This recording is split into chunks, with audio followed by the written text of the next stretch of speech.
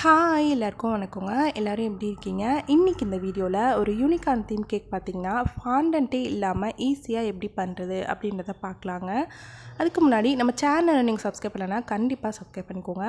இது பார்த்திங்கன்னா அந்த கப் கேக்ஸ் இந்த கேக் கூடவே கொஞ்சம் கப் கேக்ஸும் கேட்டிருந்தாங்க. நான் அதில் டியூட்டி ஃப்ரூட்டிலாம் போட்டு பண்ணியிருந்தேங்க. அது பார்த்துட்டு என் குழந்தை அடம் பண்ண ஆரம்பிச்சிட்டான். அதனால அவனுக்காக பார்த்திங்கன்னா நான் ஸ்பாஞ்ச் கேக் பேட்டர் ரெடி பண்ணும்போது கூடவே குட்டியாக ஒரு பவுலில் அவனுக்கு மட்டும் தனியாக வச்சுருக்கேங்க. இது ஒரு 2 கிலோ கேக் தாங்க. இப்போ பார்த்திங்கன்னா கேக் பேக் ஆகிட்டு இருந்துச்சு. அதுக்கப்புறம் நான் என்னோடய வேலையும் ஸ்டார்ட் பண்ணிட்டேன். என்ன பண்ணேன் அப்படின்னா, இப்போ நான் குட்டியாக ஒரு இது பார்த்திங்கன்னா என் குழந்தையோட பால் பாட்டிலோட கேப் வச்சு அதுக்கு அவுட்லைன் மாதிரி மார்க் பண்ணி நான் ஒரு ரவுண்டாக கட் பண்ணி எடுத்துக்கிறேங்க. இது எதுக்காக அப்படின்னு சொல்லிட்டு நான் உங்களுக்கு பின்னாடி சொல்கிறேன். நீங்கள் வீடியோ பார்த்தீங்க அப்படின்னா உங்களுக்கு தெரியும். அந்த நான் பேப்பர் டபுளாக வச்சு கட் பண்ணி எடுத்துருக்கேங்க. இது பட்டர் பேப்பர் தாங்க. பட்டர் பேப்பர் பார்த்திங்கன்னா நான் பால் பாட்டில் மூடி வச்சு ரவுண்டாக அவுட்லைன் மாதிரி கொடுத்து அதை கட் பண்ணி எடுத்துக்கிட்டேன். நெக்ஸ்ட்டு பார்த்திங்கன்னா இப்போ யூனிகார்ன் தீம் கேக்கு ஐலேஷஸ்ஸு, அப்புறம் இயர்ஸு, அப்புறம் ஹார்ன் இதெல்லாமே தேவை. கண், காது, இந்த கொம்பு இது எல்லாமே ரொம்ப முக்கியம் இல்லைங்களா? இப்போ நம்ம இது எப்படி பண்ணுறது அப்படின்னு பார்த்துடலாம். நான் பார்த்திங்கன்னா ஒரு பிளாக் சார்ட் எடுத்திருக்கேங்க. இந்த சார்ட் பார்த்திங்கன்னா எல்லா ஸ்டேஷ்னரி கடையிலுமே கிடைக்கும். இல்லை உங்களுக்கு டிபார்ட்மெண்ட் ஸ்டோரில் கூட பார்த்திங்கன்னா கிடைக்கும். இல்லை சாதாரண மளிகை கடையில் கூட பார்த்திங்க அப்படின்னா உங்களுக்கு கண்டிப்பாக இது கிடைக்கும். எல்லா கடையிலுமே கிடைக்கும். பிளாக் சார்ட் வாங்கிக்கோங்க. இந்த பிளாக் சார்ட்டில் பார்த்திங்கன்னா நான் ஃபஸ்ட்டு ஐலேஷஸ் வரைஞ்சிக்கிறேன். இது எப்படி வரைகிறேன் அப்படின்னா, எடுத்த உடனே நான் இதுக்கு ரப்பரே நான் யூஸ் பண்ணவே இல்லைங்க. எரேசர் நான் யூஸ் பண்ணவே இல்லை. பாருங்கள், நான் ஜஸ்ட் அப்படியே கையில் வச்சு ஃபஸ்ட்டு நீங்கள் என்ன பண்ணுறீங்க அப்படின்னா, இதுன்னு இல்லைங்க, எதுவுமே ஆகட்டும் வரையும் போது பார்த்திங்க அப்படின்னா நீங்கள் ஃபஸ்ட்டு எடுத்த உடனே அழுத்தி ட்ரா பண்ணவே கூடாதுங்க. எதுவாக இருந்தாலும் ஃபஸ்ட்டு லைட்டாக ஷேட் மாதிரி கொடுத்துக்கோங்க. நான் அப்படி தாங்க வரைஞ்சிருக்கேன். லைட்டாக ஷேட் மாதிரி கொடுத்துட்டு அதுக்கப்புறம் அப்படியே அது மேலே நம்மளுக்கு என்ன வேணுமோ அதை நம்ம வரைஞ்சோம் அப்படின்னா நம்மளுக்கு நல்லாவே இது கிடச்சிருங்க. நம்ம ரப்பர் வச்சு அழைக்க வேண்டிய அவசியமும் இல்லை. நான் ரப்பர் வச்சுக்கவும் இல்லை. பாருங்கள், ரப்பர் இல்லாமல் தாங்க நான் இந்த ஐலேஷஸ் நான் சிங்கிள் இதிலே வரைஞ்சிட்டேங்க. நான் ஃபஸ்ட்டு ஷேட் மாதிரி அப்படியே லைட்டாக கொடுத்துக்கோங்க. அதுக்கு மேலே அப்படியே கொஞ்சம் திக்காக அப்படியே கொடுத்திங்கன்னா உங்களுக்கு ஐலேஷஸ் கரெக்டாக வந்துடுங்க. இந்த மாதிரி ட்ரா பண்ணி எடுத்துக்கோங்க. நான் இதுக்காக ஒரு சார்ட் வாங்கியிருந்தேன். அதில் கொஞ்சமாக தான் எனக்கு தேவைப்பட்டுச்சுங்க. இந்த ஐலேஷஸ்க்கு மட்டும் பார்த்திங்கன்னா நான் ஒரு பிளாக் சார்ட் வாங்கியிருந்தேன். இது பார்த்திங்கன்னா இதில் ஒரு சைட் பார்த்திங்க அப்படின்னா கொஞ்சம் நைஸாக இருக்கும், அதாவது ஸ்மூத்தாக இருக்க மாதிரி இருக்கும். இன்னொரு சைட் பார்த்திங்கன்னா ரஃப்பாக இருக்கும், அதாவது சொர சொரன்னு இருக்கும். நீங்கள் என்ன பண்ணுறீங்க அப்படின்னா, எப்போவுமே இந்த மாதிரி வரையும் போது பார்த்திங்கன்னா அந்த நைஸாக இருக்க சைடில் தாங்க நம்ம வரையணும். அதாவது ஸ்மூத்தாக இருக்கும் சார்ட்டு முன்னாடி பார்த்திங்கன்னா ஃப்ரண்ட் சைடு அது பார்த்து வரைஞ்சிக்கோங்க. ஆனால் நான் என்ன தப்பு பண்ணிட்டேன் அப்படின்னா, அதை நான் பார்க்காம கவனிக்கவே இல்லைங்க. நான் கவனிக்காமல் ஃபஸ்ட்டு நான் பார்த்தேன். ஆனால் வரையும் போது பார்த்திங்கன்னா கவனிக்காமல் பின்னாடி இந்த ரஃப்பாக இருக்க சைடில் வரைஞ்சிட்டேன். அதுவும் ஒன்றும் பிரச்சனை இல்லைங்க. இது பார்த்திங்கன்னா வெறும் நம்ம ஐலேஷஸ் தான் லெஃப்ட்டு ரைட்டு 2 சைடு இருக்குது இல்லைங்களா? இப்போ நீங்கள் கட் பண்ணிவிட்டு லெஃப்ட்டில் இருக்கிறத ரைட்டில் வைங்க, ரைட்டில் இருக்கிறத லெஃப்ட்டில் திருப்பி வச்சிங்க அப்படின்னா நம்மளுக்கு அந்த நைஸாக அதாவது ஸ்மூத்தாக இருக்க சைடு கிடச்சிடுங்க. அதாவது 2 இதுவுமே மாற்றிக்கோங்க. அப்படியே மாற்றிட்டிங்கன்னா உங்களுக்கு நைஸாக இருக்க சைடு கிடச்சிரும். அதுக்கப்புறம் அது பின்னாடி நான் பட்டர் பேப்பர் ஒட்டி தாங்க நான் கட் பண்ணேன். ஏன்னா கேக்கில் அப்படியே வைக்கக்கூடாது இல்லைங்களா? நான் பட்டர் பேப்பர் ஒட்டியிருக்கேன், காமிச்சிருக்கேன் பாருங்கள். அதே மாதிரி ட்ரை பண்ணிக்கோங்க. அதுக்கப்புறம் பார்த்திங்கன்னா நான் இந்த மாதிரி ஒரு ஒயிட் பேப்பர், அதாவது உங்கள்கிட்ட A4 ஷீட் இருந்தால் எடுத்துக்கோங்க. அது இல்லைன்னா ஏதாவது சிங்கிளாக ஏதாவது இந்த மாதிரி பேப்பர் இருந்தால் எடுத்துக்கோங்க. அதை நான் டபுளாக மடிச்சுக்கிறேங்க. மடிச்சுட்டு இயர்ஸ் பார்த்திங்கன்னா அந்த மாதிரி அவுட்லைன் மாதிரி கொடுத்து எடுத்துக்கிட்டேன். அதை அப்படியே கட் பண்ணிக்கிட்டேங்க. அதுக்கப்புறம் பார்த்திங்கன்னா இப்போ நான் ஒரு எல்லோ கிளிட்டர் பேப்பர் எடுத்திருக்கேங்க. இது ஃபோம் ஷீட்டுன்னு சொல்லுவாங்க. கடையில் கிடைக்கும். கண்டிப்பாக ஸ்டேஷ்னரி கடையிலலாம் கிடைக்குங்க. அந்த பென்சில்லாம் சின்ன பிள்ளைங்களுக்கு நோட்டு புக்ஸ் எல்லாமே வாங்குவோம் இல்லைங்களா? அந்த கடையில் போய் பாருங்கள், கண்டிப்பாக கிடைக்கும். என்னென்ன இது எல்லாமே இதெல்லாம் எங்கே கிடைக்கும் அப்படின்னு எல்லாமே சொல்கிறேன் அப்படின்னு நினைக்காதீங்க. சில பேர் என்கிட்ட கேட்குறீங்க, சிஸ்டர் இது எங்கே கிடைக்கும், எந்த கடையில் இருக்கும், கடை எங்கே இருக்குது, எந்த ஊரில் இருக்குது அப்படின்னு சில பேர் தெரியாதவங்க கேட்குறாங்க. அதனால் அவங்களுக்கு யூஸ்ஃபுல்லாக இருக்கும். அதனால் நான் டீப்பாக எல்லாமே தெளிவாக சொல்கிறேங்க. இப்போ பார்த்திங்கன்னா இந்த கிளிட்டர் ஷீட் 2 வாங்கியிருக்கேன். நான் இதில் பார்த்திங்கன்னா நான் ஃபஸ்ட்டு ஸ்கேல் வச்சு நீங்கள் ஃபஸ்ட்டு மார்க் பண்ணி லைன் போட்டுக்கோங்க. அதாவது அளவு எடுத்துக்கோங்க. என்ன அப்படின்னா ஹைட்டு இந்தாண்ட பார்த்திங்கன்னா டயமீட்டர், அதாவது அகலமும் நீளமும் எப்படி எத்தனை மீட்டர் அளவுன்னு நான் சொல்கிறேன் பாருங்கள். அதாவது 5.5 வேணுங்க நம்மளுக்கு. அதாவது 5.5 நம்மளுக்கு வந்து அடி பார்த்திங்க அப்படின்னா நீளமும் இருக்கட்டும் அகலமும் இருக்கட்டும் கரெக்டாக 5.5 எடுத்துக்கோங்க.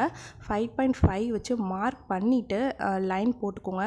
அந்த பக்கமும் சரி இந்த பக்கமும் சரி நீளமும் ஒரு லைன் போட்டுக்கோங்க, அகலமும் பார்த்திங்கன்னா ஒரு லைன் போட்டுக்கோங்க. போட்டுட்டு அதுக்கப்புறம் நான் வந்து இப்போ நம்ம என்ன பண்ண போகிறோம் அப்படின்னா கொம்புங்க. அந்த கொம்புக்கு தான் நம்ம வந்து இப்போ லைன் போட்டிருக்கோம். அது வந்து லைன் போட்டுட்டு ஜஸ்ட் இந்த மாதிரி ஒரு கேர்வாக லைன் போட்டுக்கோங்க. போட்டுட்டு அதை கட் பண்ணி எடுக்கணும். நான் வந்து லைன் போட்டிருக்கேன் பாருங்கள். போட்டுட்டு அதாவது பென்சில் வச்சு ஃபஸ்ட்டு ஷேட் மாதிரி லைட்டாக கொடுத்து எடுத்துக்கோங்க. எடுத்தோடனே அழுத்தி வந்து எந்த ட்ராயிங்குமே வரையாதீங்க, நான் சொல்லியிருக்கேன். அதே மாதிரி பண்ணுங்கள். லைட்டாக வந்து ஷேட் மாதிரி ஃபஸ்ட்டு கொடுத்துட்டு அப்போ நீங்கள் தப்பு பண்ணிக்கிட்டிங்கன்னா கூட ரப்பர் வச்சு நீங்கள் ஈஸியாக வந்து அழைச்சிக்கலாங்க. அதனால் எப்போவுமே எந்த ட்ராயிங்காக இருந்தாலும் ஃபஸ்ட்டு லைட்டாக அப்படியே வரைங்க. பாருங்கள், நான் இந்த மாதிரி ஒரு கர்வ் மாதிரி கொடுத்து எடுத்துக்கிட்டு அதை வந்து அப்படியே ஜஸ்ட்டு நான் கட் பண்ணி எடுத்திருக்கேன். கீழே அந்த எண்டுலேருந்து அதாவது ஸ்டார்டிங் இருக்குது இல்லைங்களா, அதுலேருந்தே மேலே வரையும் பார்த்திங்கன்னா ஒரு கர்வ் மாதிரி வரைஞ்சி எடுத்துக்கோங்க. வரைஞ்சிட்டு அதை பார்த்திங்கன்னா கட் பண்ணிக்கோங்க. நெக்ஸ்ட் வந்து பார்த்திங்கன்னா நம்ம வந்து இந்த காது வந்து ஃபஸ்ட்டு ஒரு ஒயிட் ரெடி பண்ணோம் இல்லைங்களா, அது வந்து வெளியில் அதாவது இந்த கோல்டுக்கு பேக்ரவுண்டாக நம்ம அந்த ஒயிட் வச்சாதாங்க நல்லா வந்து தெரியும் நம்மளுக்கு. இப்போ பார்த்திங்கன்னா அதே காது வந்து பார்த்திங்கன்னா 2 காது இந்த கோல்டு ஷீட்லேயும் நம்ம வந்து வரைஞ்சி கட் பண்ணி எடுத்துக்கலாம். இப்போ பார்த்திங்கன்னா பாருங்கள், இயர்ஸும் அப்படிதாங்க. லைட்டாக நான் ஷேட் மாதிரி கொடுத்துட்டு அதுக்கு மேலே கொஞ்சம் திக்காக கொடுத்து கட் பண்ணி எடுத்துக்கிட்டேன். இந்த இயர்ஸ் பார்த்திங்கன்னா நீளம் பார்த்திங்கன்னா ஒரு 2.5 அளவுக்கு வந்து லைன் பண்ணிக்கோங்க. அதாவது மார்க் பண்ணி லைன் பண்ணிக்கோங்க ஸ்கேல் வச்சு. அகலம் பார்த்திங்க அப்படின்னா ஒரு 1.5 அளவுக்கு இருக்குங்க. இல்லை உங்களுக்கு கரெக்டாக இன்னும் கொஞ்சம் பெருசாக வேணும் அப்படின்னா நீளமும் அகலமும் இன்னும் கொஞ்சம் இன்ச்சு வந்து எக்ஸ்ட்ரா பண்ணிக்கோங்க. ஃபஸ்ட்டு நான் பாருங்கள் இந்த மாதிரி காது வந்து லைட்டாக அப்படியே இந்த மாதிரி ஃபஸ்ட்டு ஷேட் தாங்க நான் வந்து வரைஞ்சேன். பாருங்கள், நான் காமிக்கிறேன். இங்கே பாருங்கள், இப்படி தாங்க ஃபஸ்ட்டு லைட்டாக ஷேட் மாதிரி கொடுத்து நீங்கள் வந்து வரைஞ்சி எடுத்துக்கணுங்க. எடுத்தோடனே பார்த்திங்கன்னா இந்த மாதிரி அழுத்தி வந்து எந்த இதுவுமே வரையாதீங்க, திக்காக வந்து வரையாதீங்க. ஃபஸ்ட்டு லைட்டாக, ஏன்னா நம்மளுக்கு சரியாக வர வரையும் பார்த்திங்கன்னா அந்த மாதிரி அழுத்தி வரைய வேணாம், லைட்டாகவே வரைஞ்சி எடுத்துக்கோங்க. அழைக்கிறதுக்கும், ஏன்னா அந்த இடத்துல திரும்ப அழைச்சி வரைஞ்சிங்கனாலும் அது உங்களுக்கு கரெக்டாக வராது, அசிங்கமாகவும் இருக்கும் பார்க்குறதுக்கு, பேப்பரும் வந்து வீணாகும். அதனால் சொல்கிறேன், லைட்டாக வரைஞ்சி அதுக்கப்புறம் பார்த்திங்கன்னா கட் பண்ணி எடுத்துக்கோங்க. நான் வந்து இப்போ காதுமே வரைஞ்சிட்டேங்க, கட் பண்ணி எடுத்துக்கிட்டேங்க. ரெண்டும் சேமாக ஒரே மாதிரி இருக்க மாதிரி பார்த்து வரைஞ்சி எடுத்துக்கோங்க. இப்போ பார்த்திங்கன்னா வரைஞ்சிட்டு இந்த காதுமே ரெண்டுமே கட் பண்ணி எடுத்துக்கலாம். எடுத்துகிட்டு அதுக்கப்புறம் நம்ம வந்து அந்த ஒயிட் கலர் ஷீட் வச்சுருந்தோம் இல்லைங்களா, அது மேலே இதை கொண்டு போய் பேஸ்ட் பண்ணிக்கணுங்க. அவ்வளோதாங்க. இப்போ பார்த்திங்கன்னா இந்த கேக் பார்த்திங்கன்னா ஃப்ரெஷ் ஃப்ரூட்ஸ் கேக் தாங்க கேட்டிருந்தாங்க. அதாவது மேங்கோ வந்து ஃப்ரெஷ்ஷாக வந்து ஃப்ளேவர் வந்து கேட்டிருந்தாங்க. அதனால நான் வந்து என்ன பண்ணிட்டேன் அப்படின்னா 2 கிலோ கேக் தானே கேட்டிருந்தாங்க. நான் வந்து இப்போ அதை வந்து நான் கேக் வந்து அசம்பிள் பண்ணி எடுத்துக்கிட்டேன். இந்த கேக் பண்ணும்போது பார்த்திங்கன்னா நான் மிட் நைட்டில் தாங்க பண்ணேன். என் குழந்தைய தூங்க வச்சுட்டு அதுக்கப்புறம் தான் கேக் பண்ண ஆரம்பித்தேன். எனக்கு இது முடிக்கிறதுக்கே ஒரு 2:30 கிட்ட ஆகிடுச்சுங்க, 3 மணிக்கிட்ட ஆகிடுச்சுங்க படுக்கிறதுக்கு. பார்த்திங்கன்னா மாம்பழமும் இந்த மாதிரி வாங்கி நைட்டு தாங்க வாங்கிட்டு வந்து இந்த மாதிரி கட் பண்ணி எடுத்துக்கிட்டுங்க. ஆல்மோஸ்ட் பார்த்திங்கன்னா சீசனே முடிஞ்சு போச்சு, மேங்கோ சீசன் முடிஞ்சிடுச்சு. ஆனால் எனக்கு வந்து கிடைக்கல. ஆனாலுமே என் ஹஸ்பண்ட் வந்து தேடி வாங்கிட்டு வந்து கொடுத்தாங்கங்க.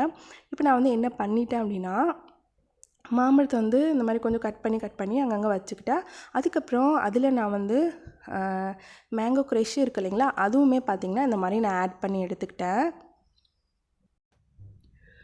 ஃப்ரூட் மேங்கோவும் வச்சுட்டு அதுக்கப்புறம் இந்த மாதிரி க்ரஷ்ஷுமே இடையில ஆட் பண்ணிக்கோங்க. இன்னுமே நம்மளுக்கு டேஸ்ட் நல்லா கிடைக்கும். இது வந்து ஒரு 4 லேயராக நான் வந்து கட் பண்ணி எடுத்துக்கிட்டேங்க.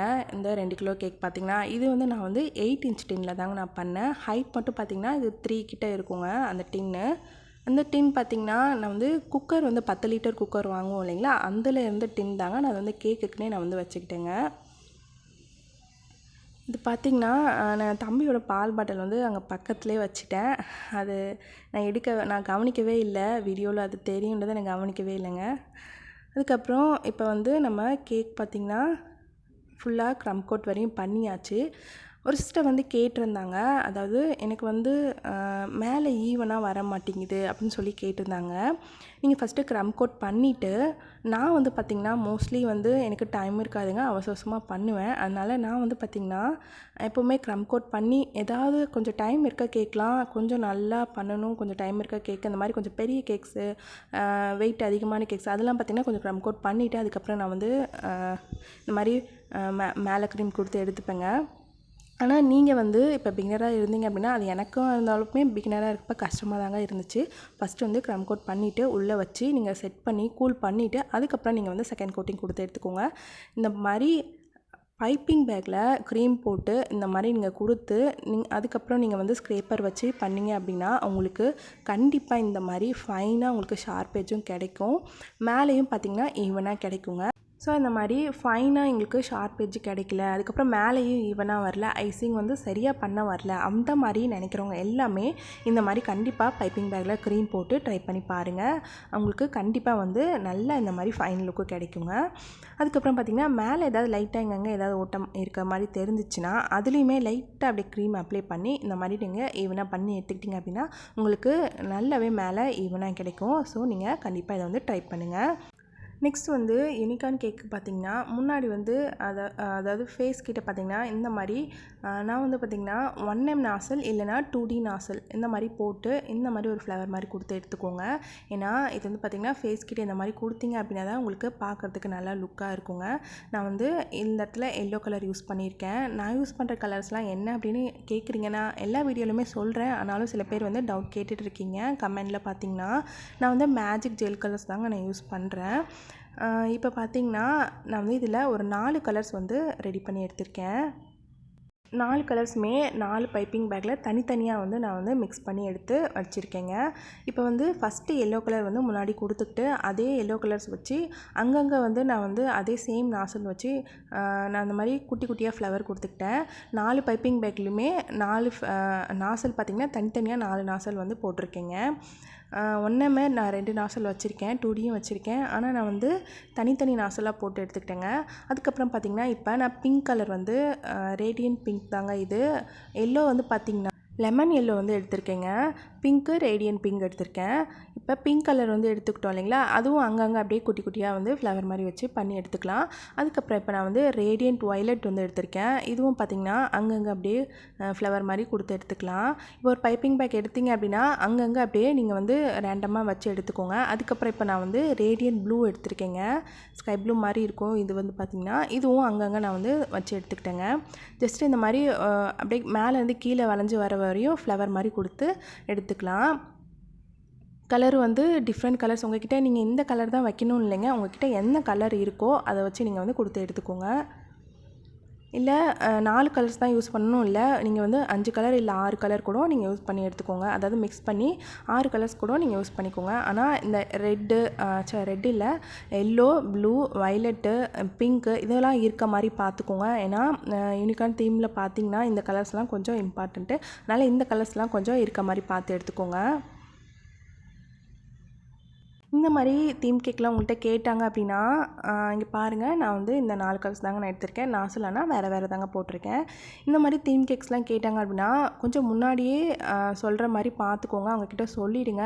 உங்கள்கிட்ட இப்போ தீம் கேக் கேட்குறாங்க அப்படின்னா நெக்ஸ்ட் டைம் அவங்கள்ட்ட சொல்லிடுங்க. நெக்ஸ்ட் டைம் வேணும் அப்படின்னா கொஞ்சம் முன்னாடியே சொல்லுங்கள் அப்படின்னு சொல்லிவிடுங்க. ஏன்னா லாஸ்ட் மினிட்ல சொன்னாங்க அப்படின்னாலும் நம்மளுக்கு வந்து அந்த கண்ணு, காது, கொம்பு அதெல்லாம் ரெடி பண்ணுறதுக்கும் கஷ்டங்க. எனக்கு வந்து பார்த்திங்கன்னா இன்றைக்கி தாங்க சொன்னாங்க, நாளைக்கு வந்து கேக் வேணும்னு கேட்டாங்க. அதனால் நான் வந்து அப்போவே வந்து நைட்டு தாங்க என் ஹஸ்பண்ட் வந்து சாட்டையெல்லாம் வாங்கிட்டு வந்தாங்க. கிளிட்டர் பேப்பர்லாம் தீந்துருச்சு என்கிட்ட, அதனால் அப்போ தான் வாங்கிட்டு வந்தாங்க. நான் நைட்டு மிட் நைட்டில் உட்காந்தாங்க எல்லாமே ரெடி பண்ணி எடுத்தேன். அதுக்கப்புறம் அதனால் எனக்கு கொஞ்சம் லேட் ஆகிடுச்சு. நீங்கள் வந்து இந்த மாதிரி உங்கள்கிட்ட கேட்டாங்கன்னா கொஞ்சம் முன்னாடியே சொல்லுங்கள் அப்படின்னு சொல்லிடுங்க.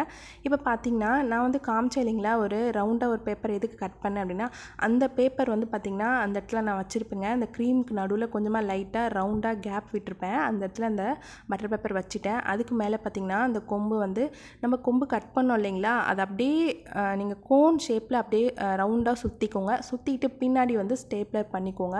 அதுக்கப்புறம் அதுலேயுமே உள்ளே வந்து ஒரு டூத்பிக் வச்சு ஒட்டியிருக்கேங்க.